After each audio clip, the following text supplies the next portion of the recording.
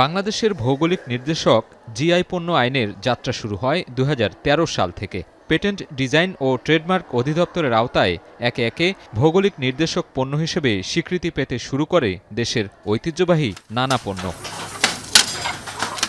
শ্রম মন্ত্রণালয়ের অধীনস্থ পেটেন্ট ডিজাইন ও ট্রেডমার্কের সবশেষ তথ্য বলছে, চলতি বছর এপ্রিল পর্যন্ত জিআই স্বীকৃতি পণ্যের সংখ্যা দাঁড়িয়েছে ৩১টিতে।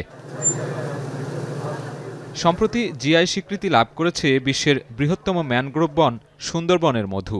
চলতি বছর জানুয়ারিতে সুন্দরবনের মধু ভারতীয় পণ্য হিসেবে পায় এই স্বীকৃতি। এর আগে ফেব্রুয়ারিতে বাংলাদেশের টাঙ্গাইল শাড়িকে ভারতের পশ্চিমবঙ্গ জিআই পণ্য হিসেবে ঘোষণা করেছিল। ভৌগোলিক পণ্যের তালিকাভুক্ত করার জন্য ২০১৭ সালের ৭ আগস্ট সুন্দরবনের মধুর স্বীকৃতির আবেদন করা হয়। এরপর ৭ বছর কেটে গেলেও এই আবেদনকে গুরুত্ব দেওয়া হয়নি। স্বভাবতই প্রশ্ন থেকে যায়, সুন্দরবনের মধুর ২/৩ বাংলাদেশের অংশ থেকে সংগ্রহ হলেও কেন মেধাস্বত্ব স্বীকৃতি পেল না বাংলাদেশ?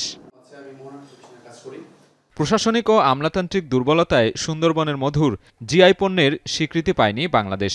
সংবাদ সম্মেলন করে এমন অভিযোগ করেছে Centre for Policy Dialogue CPD. সময় মতো ঠিক মতো সিদ্ধান্ত নিতে পারি না, প্রাতিষ্ঠানিক জবাবদিহিতা প্রতিষ্ঠিত করতে পারি না, এবং সেই জন্য এই ধরনের এই যে এখন যেটা হচ্ছে সুন্দরবনের মধু নিয়ে সেই ধরনের সমস্যা আমাদের হয়। ভৌগোলিক নির্দেশনাতে ওনারা শুধু সুন্দরবন বলে ছেড়ে দিয়েছেন, ওনারা তো বলেন নাই ভারতবর্ষের সুন্দরবনের অংশের মধু। জিআই এর আরেকটা বড় সমস্যা হলো এই, আপনি যদি পণ্যের বাণিজ্যিক দাম দেনও সেটা কিভাবে বণ্টিত হবে, এটা একটা বড় জিনিস। জিআই পণ্যের স্বীকৃতি জটিলতা নিরসনে দ্বিপাক্ষিক চুক্তির কথা তুলে ধরে সংস্থাটি। এছাড়া এ বিষয়ে দুই দেশকে আইনি কাঠামোয় আসতে হবে বলেও মত তাদের।